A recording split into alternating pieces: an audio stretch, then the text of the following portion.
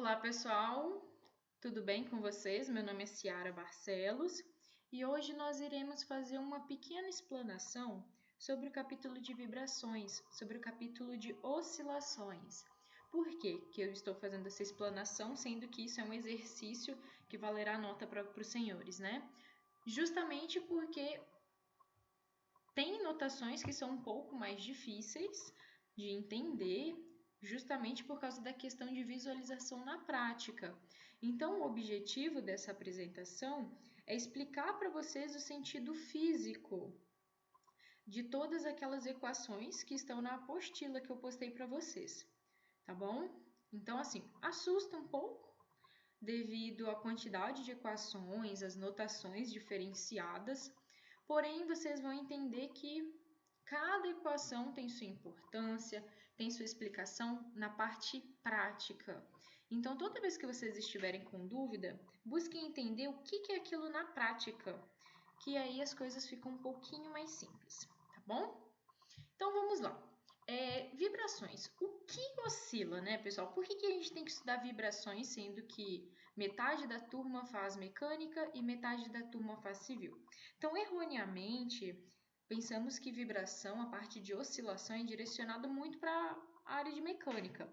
Só que lá na engenharia civil também é muito importante, ok? O pessoal da engenharia mecânica ainda vai ter uma disciplina exclusiva de vibrações e essa disciplina é exclusiva da engenharia mecânica. Depois, o pessoal da civil vê vibração dentro de outras disciplinas, mas não de forma isolada, tá? Então, veremos o que é oscilação, o que é vibração e a sua importância na vida prática. Então, a gente vai aprender um pouquinho sobre posição, velocidade e aceleração de corpos que oscilam, que vibram. Então, esses fatores, que a gente chama de fatores geométricos, né, fatores da cinemática, são muito importantes para nós. Então, a gente precisa saber velocidade, aceleração, e para que a gente entenda esses conceitos, é interessante também entender um pouquinho de derivada, tá bom? Depois vamos entender a força causada por uma mola, como que ela pode ser calculada e o que mola tem a ver com vibração. A energia de um sistema massa, mola, e o que isso tem a ver com a vibração, né, de corpos. E vamos falar um pouquinho sobre força de amortecimento e o que obviamente tem a ver com oscilações com vibrações, ok? Vamos lá, então? Vou apagar a rua aqui. Pessoal, aqui são imagens que eu encontrei no Google, são imagens abertas, né? Foram as duas melhores imagens que eu acredito que vai exemplificar para cada um dos grupos de engenharia a aplicação do processo vibratório, de oscilação, né? Então, vou pedir o seguinte, observe o seu mundo, observe o seu redor e na primeira imagem, aqui à direita, né? Vamos começar da esquerda. Aqui à esquerda tem uma pessoa olhando o motor do veículo, né? A parte dianteira aí. Essa parte aqui constitui o motor e isso daqui provavelmente, né? Na maioria dos motores comuns, a gasolina, isso daqui são a quantidade de cilindros. Guarde essa informação porque a gente vai explanar. E aí, obviamente, tanto o pessoal da civil quanto a de mecânica precisa saber um pouquinho dessa parte de mecânica, porque todo mundo utiliza veículos, né? E aí a gente vai utilizar uma parte do motor para explicar um pouquinho da parte de vibração. Só que na engenharia civil, a gente também tem muita utilização de vibração, né? Aqui eu trago para vocês um sistema vibratório para bater laje. Então, em grandes dimensões que são necessários concretagem, para não ficar bolha dentro do concreto, é colocado esse sistema aqui com esse mangote, né, com essa mangueira, e ele vibra. Lá na ponta ele emite uma onda, né, ele tem uma determinada frequência, e ele vai emitir essa onda para que todo esse concreto se ajuste através de um sistema vibratório, tá? Então, os dois sistemas aqui, tanto o motor quanto esse outro sistema, tudo que oscila, tudo que vibra, tem algumas características que são comuns, né? Por exemplo, rotação. Quando você está dirigindo seu veículo, Se você olhar, o primeiro ponteiro que tem na maioria dos veículos ali da esquerda para a direita é justamente o ponteiro de rotação, a qual o seu motor está rotacionando, tá? Então, a frequência também com que é trabalhada aqui por esse operário, né? A gente precisa saber qual que é essa frequência para dar um conforto para esse operário também, para ele não ficar submetido a sistemas vibratórios que possam trazer problemas ergonômicos futuramente, né? Então, tudo que oscila tem algumas características em comum. E aí, quando a gente abre a nossa apostila de vibração, a nossa apostila lá de oscilações, o que acontece? Uma das primeiras equações que aparece lá é essa daí. X de t igual x máximo cosseno de ômega t mais um ângulo φ. E aí vocês ficam igual esse memezinho, coloquei a Nazaré e esse outro rapaz, cheio de dúvida, o que isso tem a ver com oscilação? Que benção é essa, né? Pessoal, isso daqui nada mais é que um equacionamento.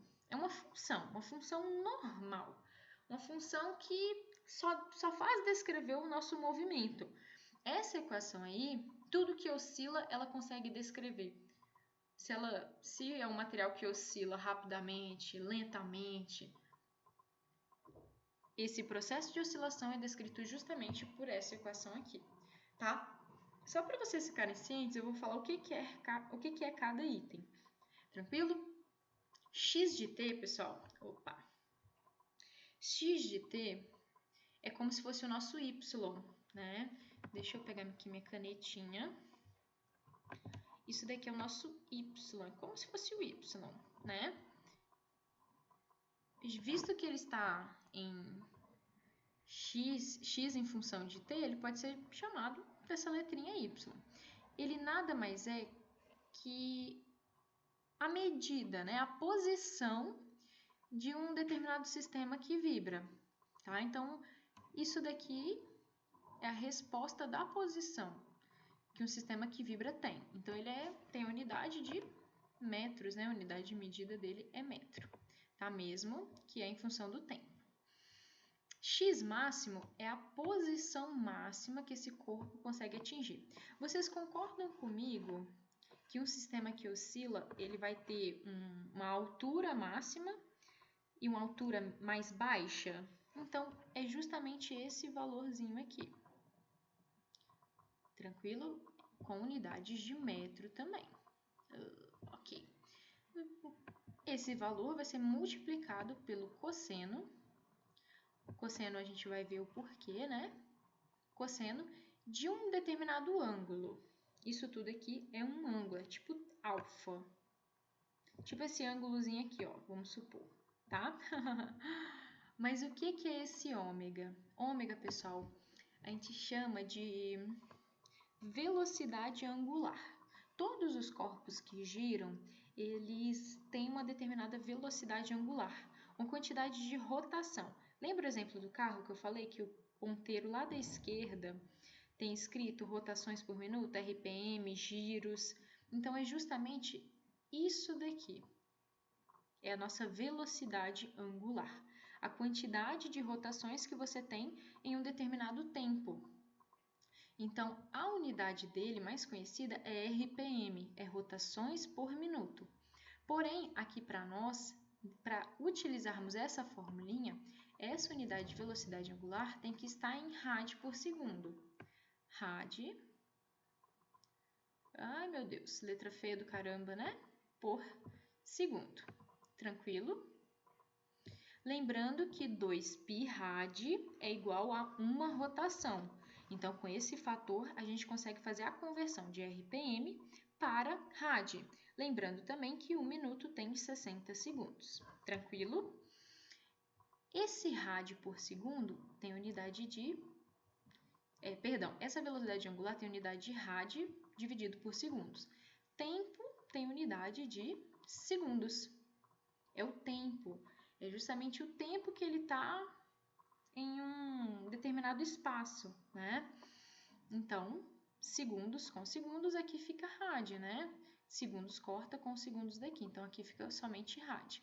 E por fim, esse ângulo ele é somado a um outro ângulo que ele é chamado de ângulo de fase, tá? Que ele também tem que ser em radianos.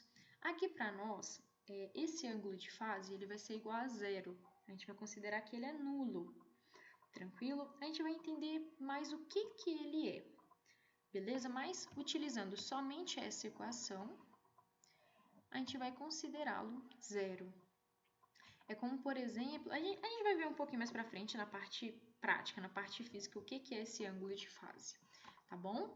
Então, essa equação descreve a nossa posição em relação a movimentos oscilatórios. E aí, pessoal, o que é isso daqui? Ai, meu Deus, professora já tá passando coisa que não é da matéria. Calma, gente, daqui é só para a gente enxergar um pouquinho melhor. Lembra que eu falei do nosso motor? Do nosso motor, a gasolina, e que eles eram constituídos por cilindros, pistões e etc.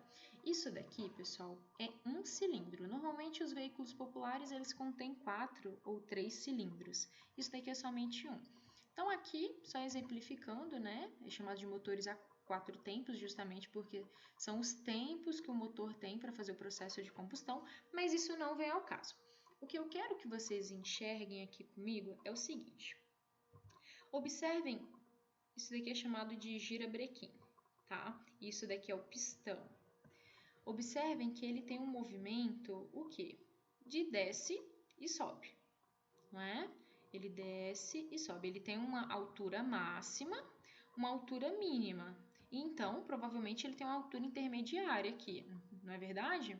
E ele está fazendo que movimento? De rotação, né? Justamente para converter o movimento circular em um processo alternativo, linear. Observem, pessoal, que é um círculo, não é? É um círculo, ó. E justamente devido a ele se movimentar de forma circular, a gente consegue converter isso para uma equação cossenoidal. Beleza? Por que cossenoidal e não senoidal? Tanto faz, pessoal. Aqui nós temos uma equação senoidal, seno de θ, tá? Isso daqui é uma representação. É como, imagine se isso daqui fosse o girabrequim, igualmente está aqui. Ele pode ser descrito através desse ângulo em função da posição x e em função, perdão, aqui é em função do tempo. Deixa eu pegar minha borracha.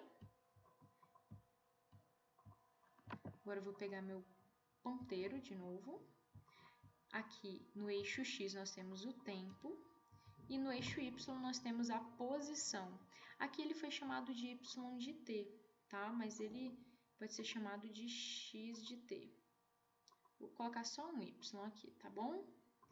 Então, essa movimentação circular, se a gente plotar um gráfico, cosseno de θ, seno de θ, ele dá justamente essa movimentação aqui, tá? Esse daqui é o gráfico cosseno, beleza? Mas tanto faz, né? Eles só estão assim, sendo mostrados de forma diferente. Isso daqui é como se eu variasse aqui no x, tá? Ele estivesse mostrando aqui no y. E aqui estou variando no x e no y, estou mostrando só no x, mas independente, os dois gráficos é possível plotar para cosseno ou para seno. Aqui nós vamos considerar cosseno, beleza? Mas observe o seguinte, vamos olhar para esse gráfico aqui que fica mais parecido com o tipo de rotação do nosso sistema que a gente está estudando. Observe o seguinte, concordam comigo que ele rotaciona? É como se a ponta do nosso ponteiro fosse um determinado ponto, tipo um ponto que eu vou fazer aqui no meio, ó. Vou colocar aqui, ó. Um ponto externo, um ponto qualquer, na verdade, que a gente estiver trabalhando, ele pode ser considerado a ponta desse vetor aqui que está rotacionando, certo? Então, a gente consegue descrever esse movimento circular através da equação cosseno de θ, ou seno de θ, tanto faz. Então, se você plotar um gráfico, você vai chegar justamente a esse gráfico seno de θ. Como assim, né, professora? Ó, observe aqui, só mais um desenho para a gente entender o que é isso. Sendo aqui, ó, no eixo X, os rades, né, os tempos em radiano, a gente consegue chegar a esses valores. Por exemplo, aqui C0, aqui C90, 180, 270 e 360. Seno de zero é quanto? É zero, tá aqui. Seno de 90 é quanto? É 1 positivo, então tá aqui. Seno de 180 é zero, tá aqui. Seno de 270, menos 1, tá aqui. Seno de 360, zero, e assim por diante. Só que como a gente tem diversas voltas, o nosso gráfico ele vai ficando enorme, né? Beleza? Então, isso que é um gráfico senoidal ou cossenoidal, beleza? Só fiquem atentos, porque se aqui fosse cosseno de zero é quanto? É 1, ele ia estar saindo daqui de cima, né? Igual aqui que eu estou exemplificando, cosseno. É só virar, tá, pessoal? Isso daqui eu coloquei na vertical, mas ele poderia ter sido plotado aqui na horizontal também. Beleza? Cosseno de θ, cosseno de 0, 1. Cosseno de 90, 0. Cosseno de 180, menos 1. E assim por diante, o gráfico é plotado dessa forma.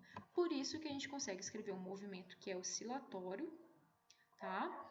Em um gráfico que é senoidal ou cossenoidal. Então, eu quero que vocês entendam justamente isso daí, tá? Só lembrando de outra característica, essa altura que nós temos aqui do nosso vale, da nossa crista ou do nosso vale, ela é chamada de amplitude, tá? Ela, no caso, em relação, por exemplo, ao nosso pistão, é como se fosse a altura máxima que o nosso vetor pode chegar. Então, aqui é como se fosse zero. Vamos supor que aqui ele consegue chegar na altura máxima de 40 milímetros. 40 milímetros em relação a uma posição zero. Então, aqui seria 40 milímetros. A gente coloca dessa forma porque a função é igual. Então, seria 40 milímetros a posição maior. E a posição menor? Provavelmente também menos 40 milímetros, tá? Que seria esse segundo valor aqui. Beleza? Então, é a altura máxima que ele consegue chegar, a posição máxima que ele consegue chegar, tá? Lembrando que isso daqui, toda essa linha que eu desenhei aqui, é uma volta completa, 360 graus.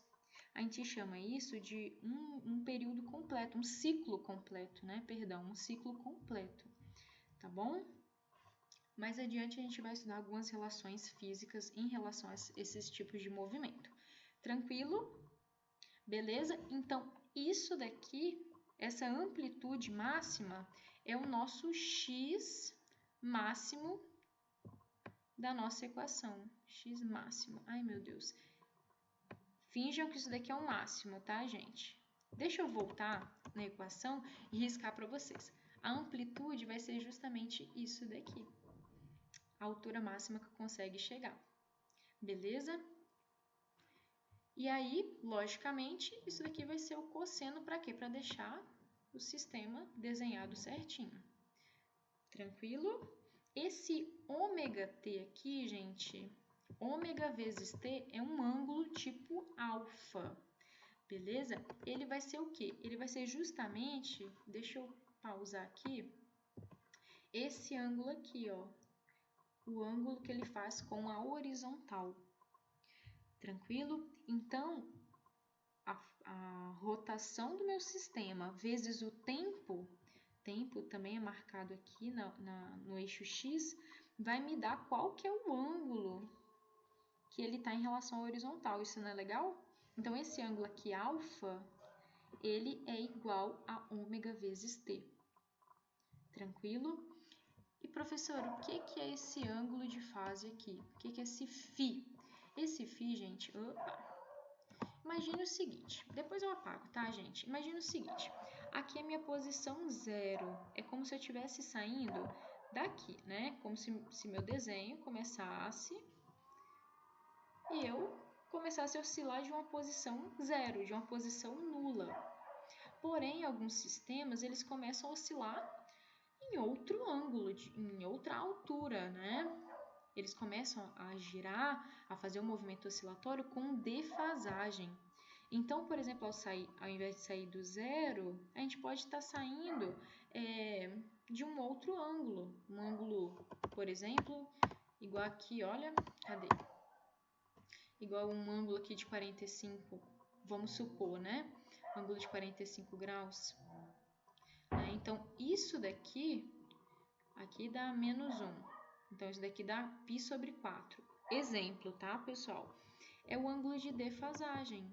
Então, ele começou, o 0 que ele começou o movimento, não foi igual a 0 mesmo. A origem não está no 0, que seria esse daqui, né? Que pegaria aqui, meio, claro que tá tudo errado, tá, gente? Ai, meu Deus. Tudo errado, tá? Ele não saiu aqui do 0 seno, né? Função de seno. Ele saiu da onde? Ele saiu de 45 graus, tá? Pessoal, aqui confunde um pouquinho porque o tempo, ele está em função de π, em função do ângulo, tá? E aqui em cima é como se fosse a altura que o nosso objeto está chegando. Então, cuidado, não se confundam, tá? Aqui o tempo, ele está em função de π,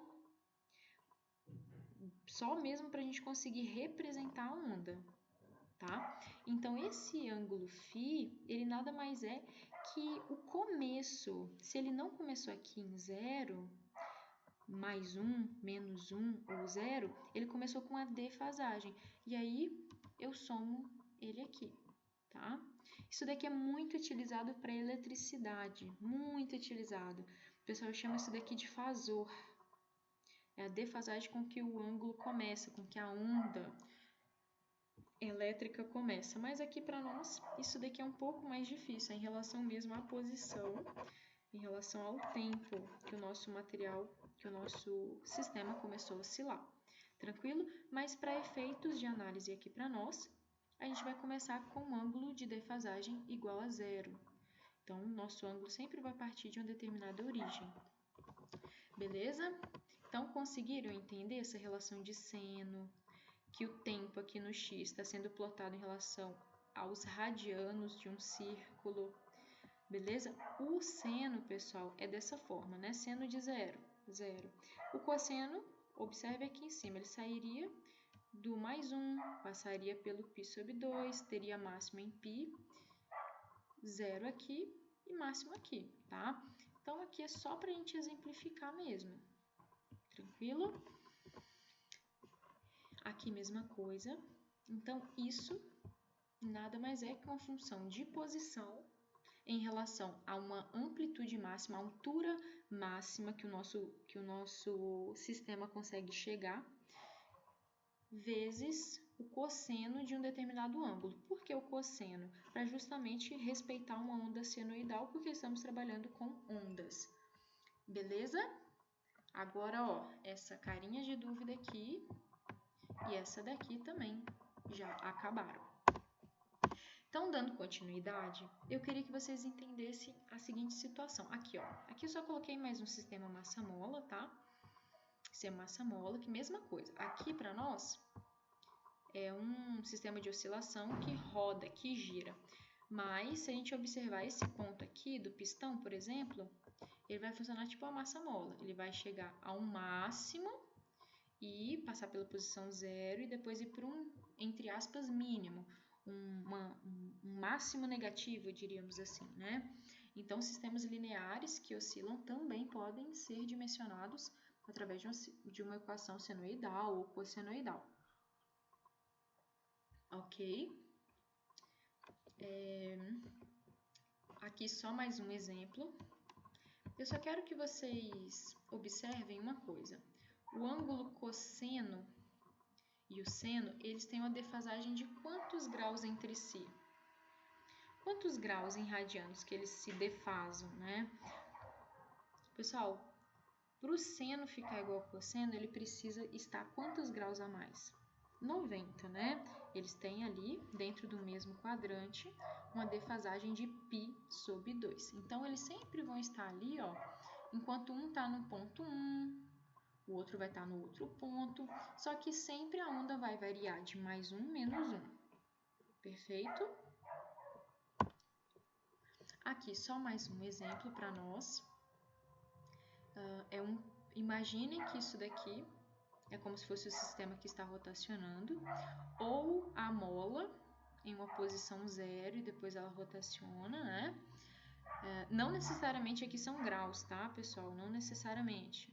Lembrando que isso daqui é só uma representação. Tudo que é linear e oscilatório pode ser convertido para circular e vice-versa, tá bom?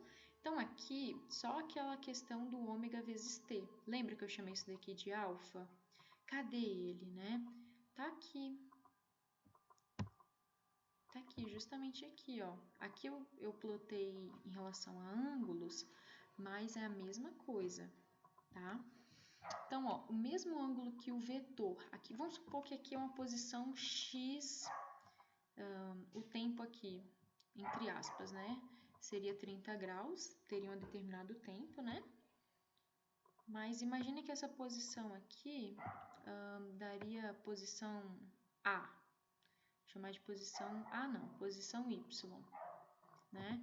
Então, esse ângulo aqui, ele nada mais... Aqui, tá vendo que ele é 30 graus. Então, os 30 graus também vão ser respeitados aqui nesse outro ângulo.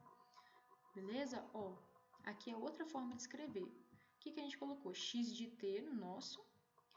X máximo, que ó, tá aqui, vezes seno de ômega vezes t, que é o próprio ângulo que ele está formando com a horizontal, né? Ou o tempo que ele está ali, a rotação, no caso, vezes o tempo vai ser igual ao ângulo que ele está em relação à horizontal, mais um ângulo de defasagem. Pessoal, olha o seguinte, se eu soubesse qual que é a rotação desse meu sistema em radianos por segundo, né? Eu sei que isso daqui é 30 graus, então eu poderia converter para radiano também. Eu saberia qual que é o tempo que o meu vetor está.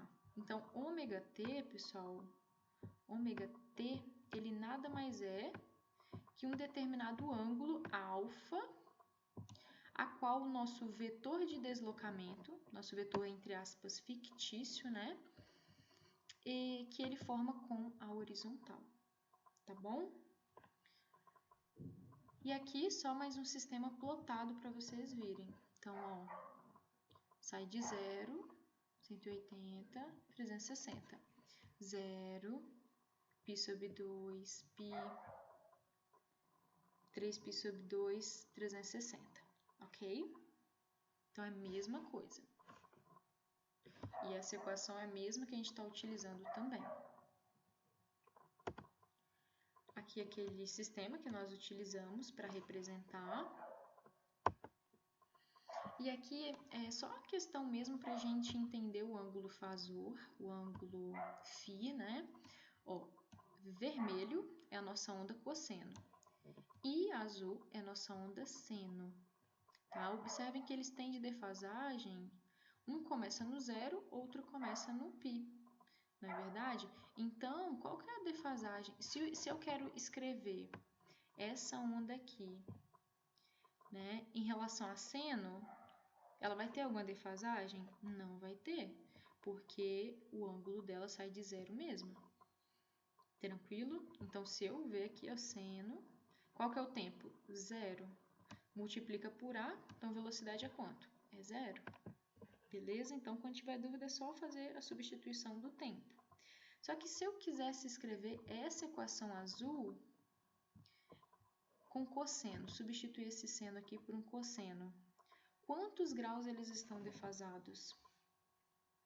Como que a gente poderia escrever? A gente poderia escrever V1 igual a A vezes cosseno, por exemplo, né? ou seno, mas vamos pelo cosseno, tá? Cosseno de ômega t, saindo do zero, tá? Se eu quiser escrever essa onda azul em função de cosseno, da mesma forma que está aqui, como que eu escreveria? Eu escreveria A vezes cosseno de ômega t mais π sobre 2. Por quê?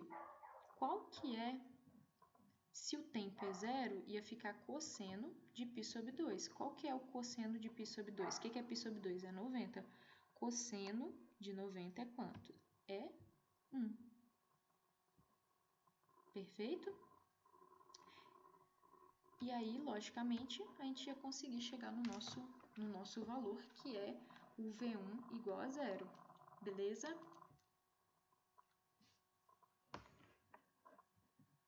Pessoal, perdão aqui, ó. Eu confundi. Deixa eu só apagar. Para escrever isso daqui, vou escrever de novo. Caneta. Cadê caneta? Ai, meu Deus, preciso de caneta. Vou escrever com marca-texto. Para escrever isso daqui com cosseno, como que a gente faria? Mesma coisa, A vezes cosseno.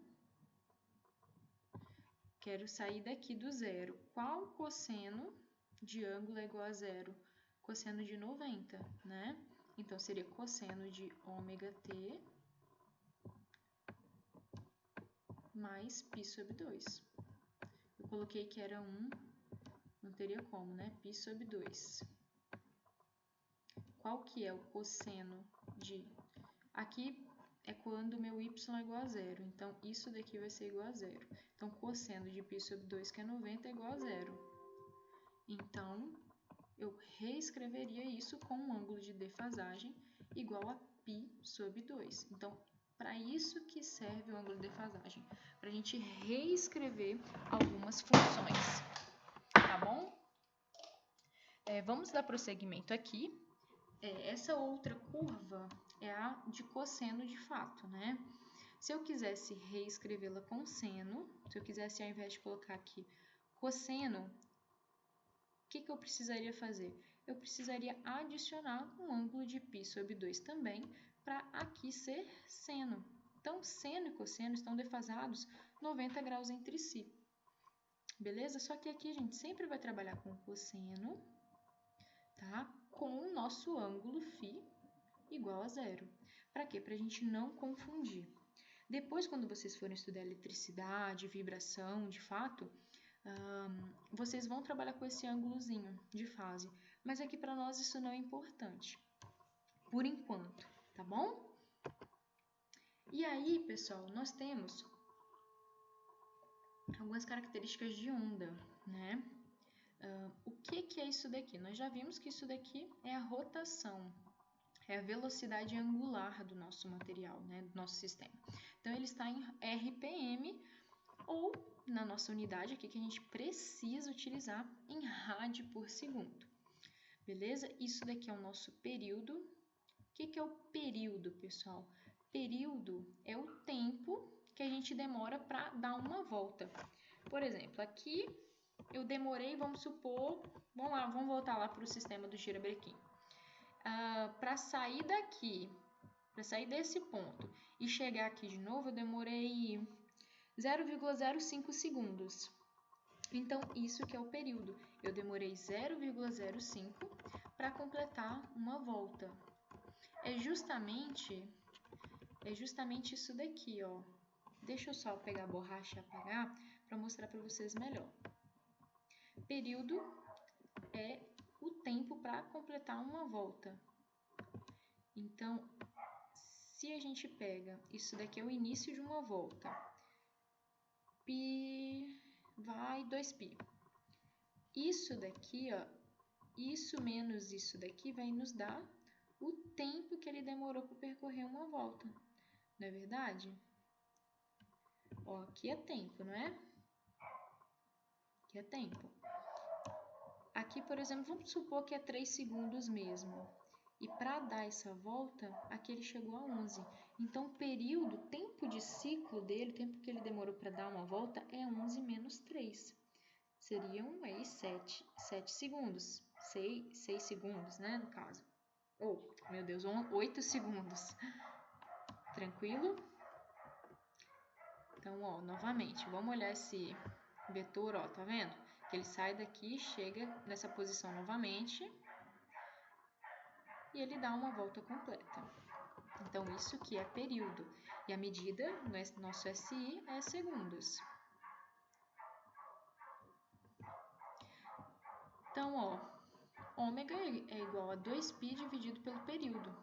Unidade, rádio por segundo. Ou, a gente sabe que o quê?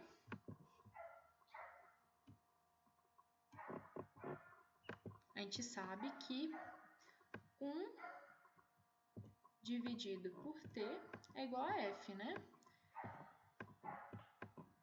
O que é F, pessoal? É a frequência.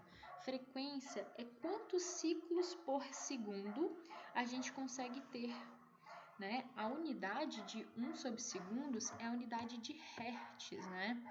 O que é hertz? É ciclos por segundo, em 1 segundo. Quando eu falo assim, ele tem 20 Hz, por exemplo, né? O que isso significa? Que em 1 segundo ele conseguiu girar 20 vezes, tá? Então, logicamente, quanto maior a frequência, mais rápido aí é a oscilação. Tranquilo? E aí, nós chegamos aqui a essa equação, as equações, na verdade, né? A gente conseguiu entender que isso daqui é a equação da posição. É uma equação da posição. O que é posição? É a posição lá no y, né? Em relação ao y. Eu quero saber qual que é a posição em um determinado instante desse sistema aqui que vibra, né? Ou então, qual que é o deslocamento? A gente consegue prever justamente por causa dessa equação aqui. A gente sabe qual que é a altura máxima do ciclo e outros dados de rotação e tempo. Em um determinado tempo, a gente consegue ter qual que é a posição, qual que é o deslocamento, dependendo. Então, isso daqui é unidade em metros. Só que a gente sabe que velocidade, ela é dada por o quê? Pela derivada da função posição, não é? Então, isso daqui é uma função, não é? Então, se eu derivar, eu vou ter a equação da velocidade, beleza? Então, vamos derivar? Então, a derivada da posição em relação ao tempo, em relação à variável t, né? Então, tudo que tem t eu vou derivar. Eu vou conseguir chegar nessa equação de velocidade em função do tempo, né? Então, aqui nós temos uma multiplicação. Então, a gente precisa utilizar uma regra do produto, né? Repete o primeiro, deriva o segundo, né? Deriva o segundo, repete o primeiro e assim por diante, né? Quer dizer, repete o primeiro, deriva o segundo, mais deriva o segundo, repete o primeiro. Tranquilo? Então, lembrando que isso daqui é cosseno, então é a função composta, eu preciso multiplicar, derivar por fora cosseno, ômega t mais φ, vezes a derivada de dentro, regra da cadeia. Beleza? Então, vamos lá? Então, ó, derivada de x máximo em relação ao tempo é quanto? É zero. Né? Então, é zero vezes, repete essa função. Então, vou chamar de função b. Então, vai ficar isso daqui, essa função b repetida. 0 vezes a função b, não dá nada, né? Então, mais a segunda etapa. Repete x máximo, então vai ficar aí x máximo, vezes a derivada de cosseno ômega t. Derivada de cosseno é quanto? Seno, tá aqui. Então, a gente coloca o seno e repete o que tem dentro. vezes a derivada do que tem aqui dentro em relação a t. A derivada de ômega t mais φ em relação a t é quanto?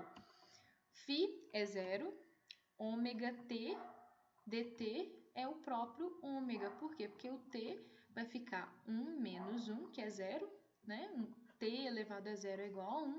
Então, a gente multiplica ômega pela função. Então, ficaria mais x máximo, x, vou colocar aqui, vezes a função seno, repetida, o que tem dentro, vezes o nosso φ. Vezes o φ não, o ômega, tá? Tranquilo?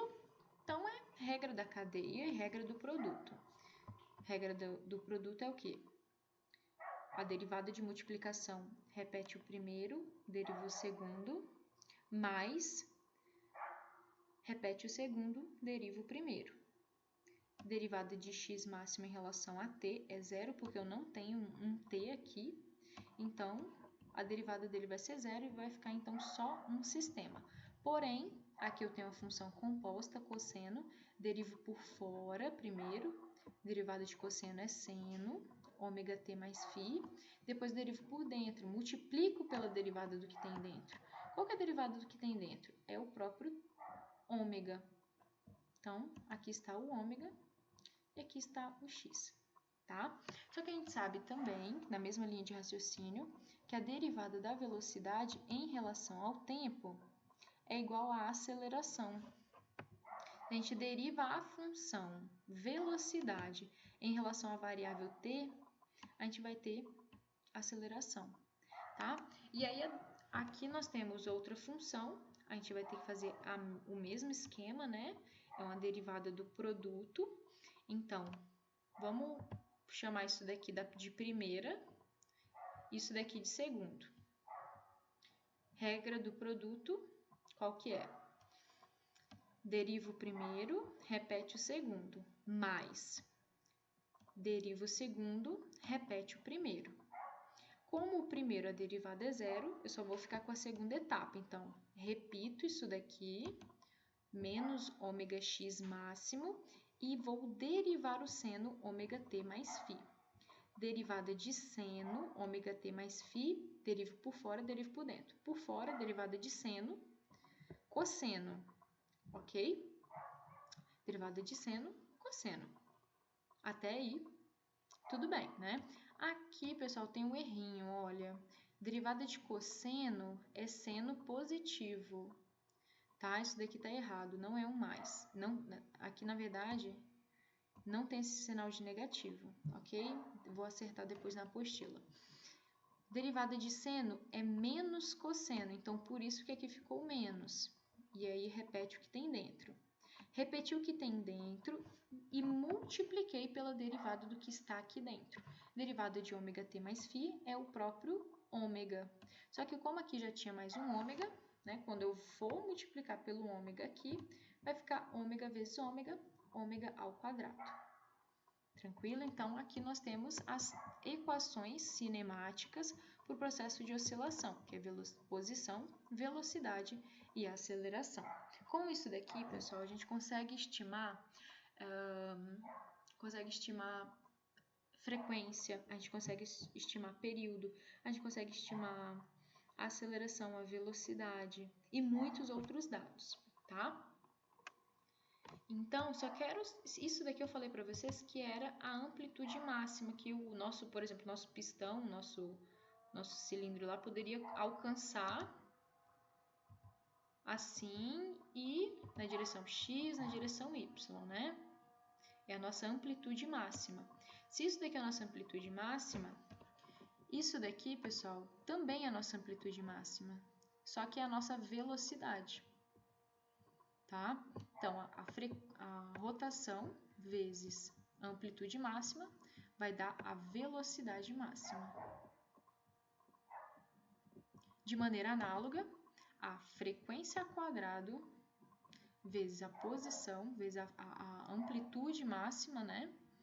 Nós temos a aceleração máxima. Tá? Então, aqui nós temos as unidades. Unidade de x, metros, função de velocidade, metros por segundo, aceleração, que é a função da aceleração em relação ao tempo, né?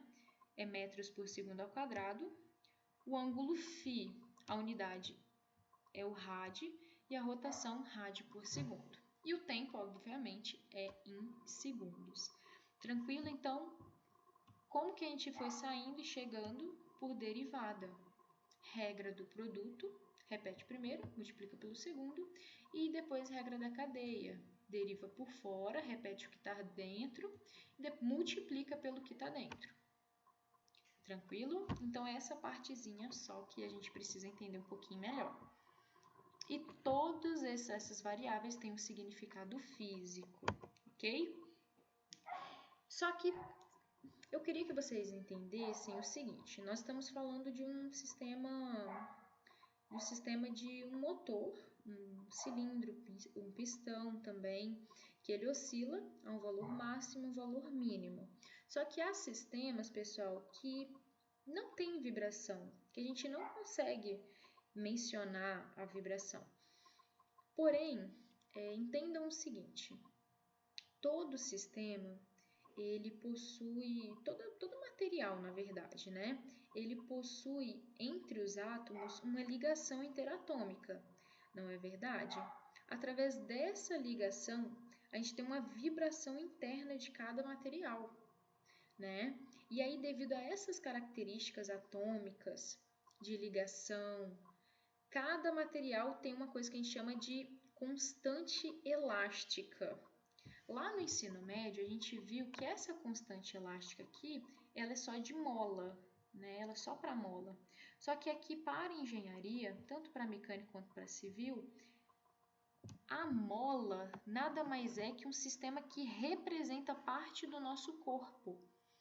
Todos os sistemas, do mais simples ao mais avançado, eles conseguem ser reescritos, remodelados através de diagrama de corpo livre por um sistema massa-mola, tá? Guardem essa informação. E aí, observem aqui que visto que a gente tem uma força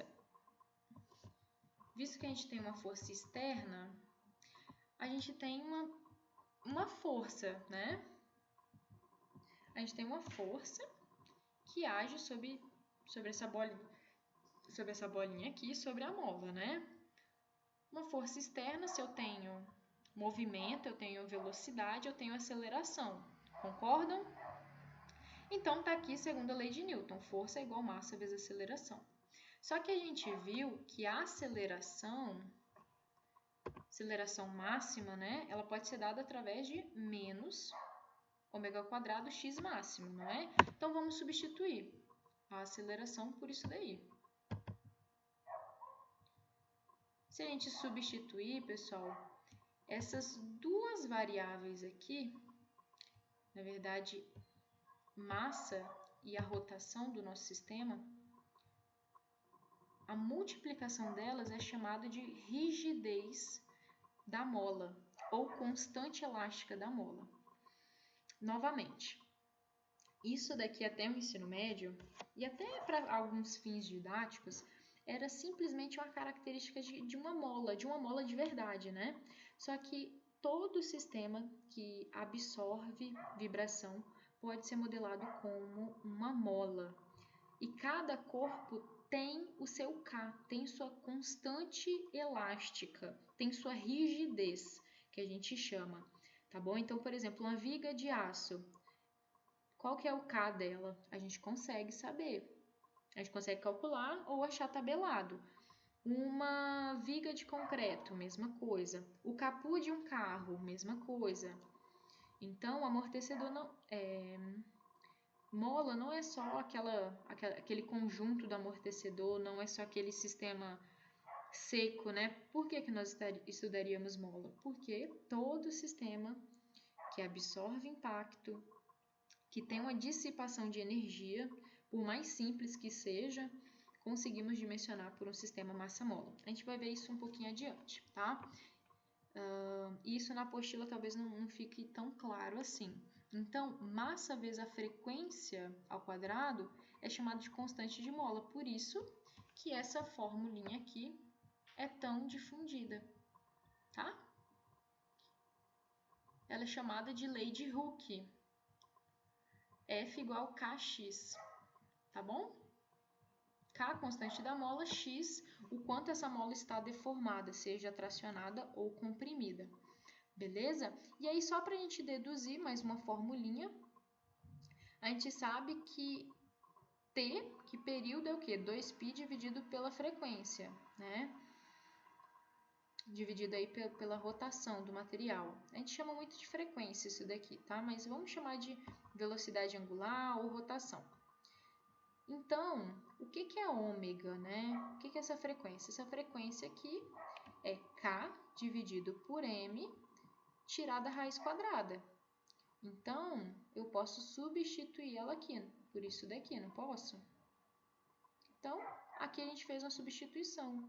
Logo, se eu souber a massa de um corpo e souber a rigidez que esse corpo apresenta, né, em relação à mola, eu consigo saber qual que é o período de oscilação. Beleza? E aí eu posso obter a frequência pelo inverso do período, que é 1 dividido por 2π, raiz de K, dividido pela massa do corpo, tá?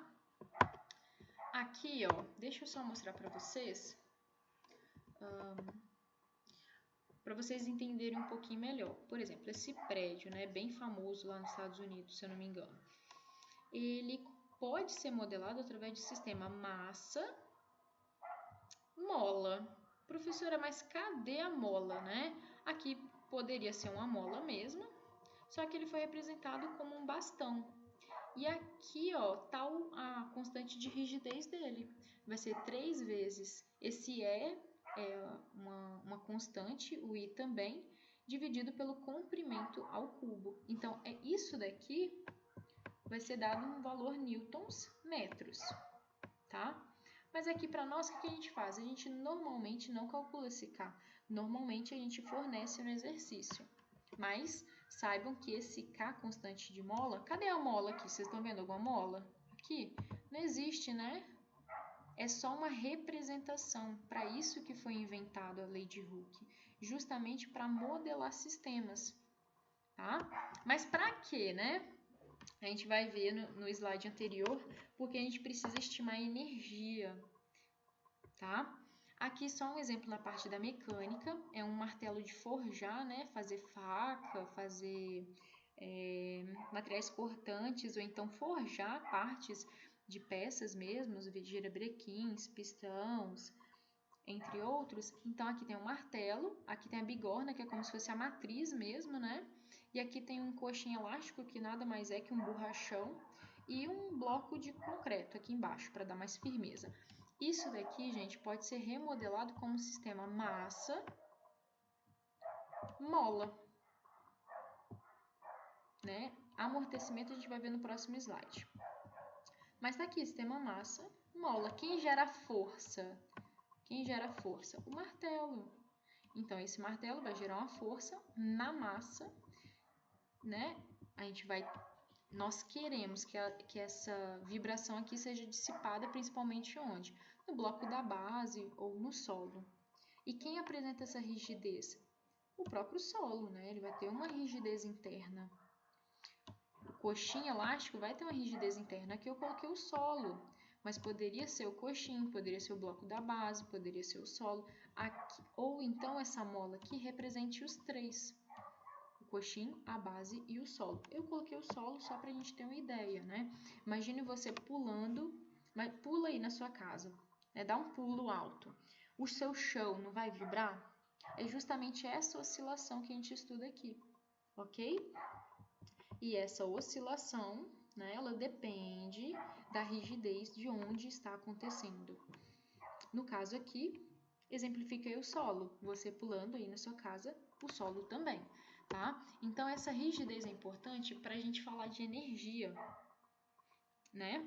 Energia, né? O sistema que vibra, o sistema massa-mola, por exemplo, tudo é dimensionado por um sistema massa-mola, tá? Que fique bem claro isso. O movimento harmônico simples, ele é um auxiliar, ele fornece suporte para a gente estudar situações mais complexas de vibração, tá? E é isso que eu quero que vocês entendam. O movimento harmônico não é só um círculo girando, não é girar em torno de um círculo, não é. Movimento harmônico simples, MHS, ele nada mais é que um sistema, leis que contribuem para o estudo de vibrações e oscilações, tá? Então, a energia, ela fornece equações para o pessoal lá da vibração fazer dimensionamentos, né? Então, aqui nós temos a energia potencial elástica, a energia que nós temos na mola. Quanto de energia ela fornece, né, essa mola? Entre aspas, essa mola ou esse corpo, né? Porque se a gente tem o K do corpo, o quanto ele deformou, a gente sabe quantos joules, né, ele sofreu ali ou quanto ele dissipou. Perfeito? Só que a gente pode substituir esse X, essa deformação, essa posição, por isso daqui, né?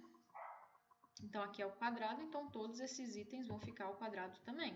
Então, aqui está a nossa energia potencial elástica. O quanto de energia na mola nós armazenamos, nós dissipamos. Tá aqui a nossa equação, beleza? Só que todo corpo que tem velocidade, né? Todo corpo que tem velocidade, ele tem energia cinética, né? Nós temos a energia gravitacional, que é em relação à altura do chão, né? Energia potencial gravitacional, energia potencial elástica, que é a energia de mola, energia cinética. Isso tudo são energias mecânicas, né? Energia cinética, todo corpo que tem velocidade, ele vai ter energia cinética. Então, obviamente, nós temos velocidade, né? Então, nós temos aqui K, energia potencial elástica, energia cinética, energia devido à força da mola, energia devido à velocidade. Então, nós temos aqui a fórmula, energia cinética é massa vezes velocidade ao quadrado dividido por 2. Mas lá atrás a gente sabe qual que é a fórmula de velocidade. Deriva essa função aqui e nós temos a velocidade, né? Então, a gente substitui e eleva ao quadrado. Tranquilo até aí. Só substituição, não precisa decorar, tá? Porém, pessoal, a energia mecânica, né, tem várias leis aí. A energia mecânica, ela se conserva no sistema. A gente considera que a energia não é perdida, ela é convertida. Então, por exemplo, né?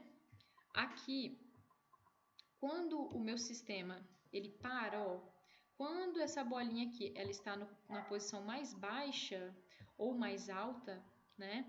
A minha velocidade é nula, ó. Tem um instantezinho aqui que ela para, que essa velocidade é zero.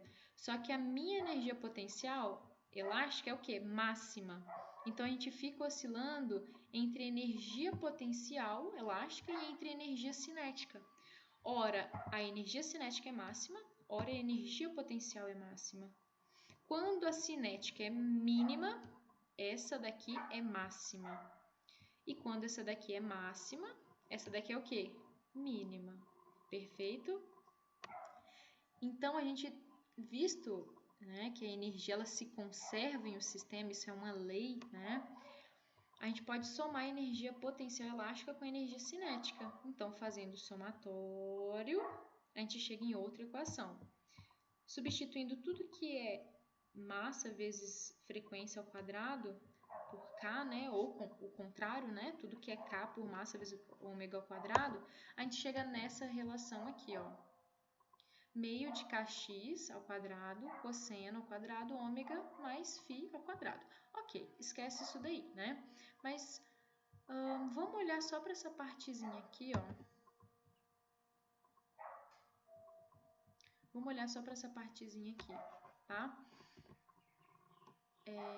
Observe o seguinte, isso daqui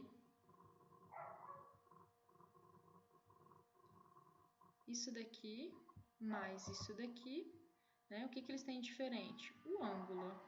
Então, eles conseguem se anular, né? Então, a energia mecânica, vai ser igual ao meio de kx ao quadrado. Beleza? Então, vai depender unicamente, a energia mecânica do sistema vai depender unicamente da rigidez apresentado pelo material vezes o x máximo, tá? Então, aqui é o que eu falei para vocês, ó. Daqui é a nossa energia, tá? Daqui é uma linha horizontal que representa o somatório da energia, tá? E essa daqui é a de energia potencial elástica e essa daqui energia cinética. Quando uma é máxima, a outra é mínima. Quando uma é mínima, a outra é máxima e assim por diante. Porém, observe o seguinte, a energia mecânica ela é sempre o quê? Constante. Ela não varia. Olha esse E com isso daqui. Depende de algum cosseno, de algum seno para fazer um gráfico oscilatório? Não. Então, a energia mecânica, o que a gente tira dessa conclusão? Que a energia mecânica ela se conserva, ela é sempre constante no sistema, tá? Independente aí do valor da potencial elástica e da energia cinética. Elas variam entre si, só que o somatório das duas tem que ser sempre um valor igual. Tem que ser 10, tem que ser 20, tem que ser 50, tem que ser menos 100 joules, tá bom? E isso ajuda a resolver alguns problemas na prática, tá? Tranquilo? Então, isso daqui que ajuda a gente a dimensionar vários sistemas, a chegar a dimensionamentos vibratórios. Mas, até então, a gente precisa saber que a energia mecânica em um sistema se conserva. Tranquilo? Então, olha, só para a gente entender, aqui eu coloquei um amortecedor. Então, todo carro tem um amortecedor e tem uma mola por dentro, né? Quase todos os veículos aí, né? Um é uma mola e o outro é um amortecedor que tem um fluido dentro, né? Só que observe o seguinte, aqui a gente não tem um amortecedor, né? O que eu estou dizendo para os senhores? Que o sistema vibratório ele é modelado basicamente com duas coisas. A rigidez do sistema, que oferece dificuldade ao movimento oscilatório, e algo que pode contribuir com o amortecimento, deixar mais suave essa vibração, que é chamado de amortecedor. Essa mola aqui, gente, ela não contribui, isso daqui não tem efeito de amortecer a vibração, né? Ela simplesmente representa a rigidez do sistema, né? A dificuldade que uma oscilação tem de gerar vibração em um corpo, né? Por exemplo, um material muito duro, ele vai ter uma rigidez maior do que um material mais macio, né? Qual que vai ser mais fácil, por exemplo, receber uma vibração? Qual que vai vibrar mais? Qual que vai ter mais facilidade em receber oscilação? O que é mais macio, né? Agora, esse daqui representa amortecimento. Representa amortecimento. O que é amortecimento? É dissipar energia porque você quer.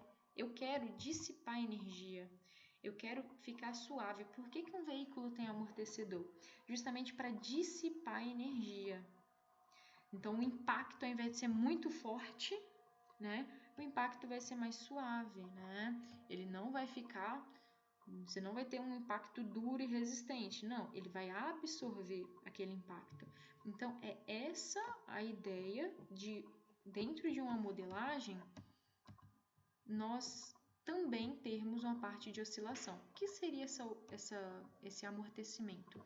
Seria, por exemplo, o ar. Seria, por exemplo, se isso daqui estivesse dentro da água, seria algum fluido que oferecesse dissipação para o nosso sistema, né? Vamos supor que se isso daqui estivesse dentro de óleo, de um óleo, né? Dentro de um óleo, eu teria o que a gente chama de força de arrasto. O que é essa força de arrasto? Essa força de arrasto é a dificuldade que nós temos em dissipar energia, ou a facilidade que nós temos em dissipar energia, né? E ela depende da velocidade com que a gente aplica essa força aqui, Qual que é a velocidade? Qual que é a velocidade do meu sistema aqui? Tá aqui, essa velocidade. E de uma outra formulinha, que a gente chama de... Formulinha não, constante, né? De constante de amortecimento.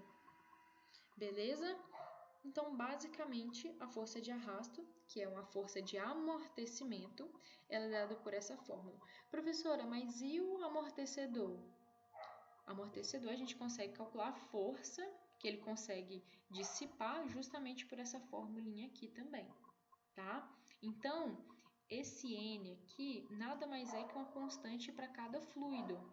Normalmente é 1, normalmente, tá? E esse B é para cada fluido também. Cada fluido, cada material, né? O ar tem um, a água tem outro, né? Imagina, vamos supor que você utiliza um sistema de amortecimento,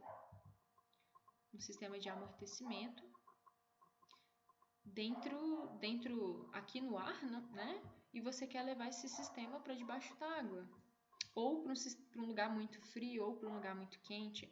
Será que a força de dissipação vai ser igual? Não vai ser. Então, justamente essa força de amortecimento, essa força de arrasto, ela contribui para a gente estimar esse valor, tá? Então, é isso que a apostila traz para nós. Tranquilo? Então, aqui, pessoal, foi só uma explanada em relação às equações que nós temos aí no capítulo 1 do livro, para vocês se acostumarem mesmo com essas notações. Eu entendo que aí são algumas coisas de cálculo que a gente confunde um pouco, algumas coisas de trigonometria, mas isso dá para parar um pouquinho, pesquisar na internet ou tirar dúvida comigo pelo fórum, pelo Skype, que tudo dá certo, tá bom? Obrigada, galera. Desculpa aí qualquer coisa. Vocês sabem que eu sou amadora na fabricação de vídeos, mas eu espero que isso tenha esclarecido para vocês fazerem o trabalho dos senhores, tá bom? Grande abraço e até mais!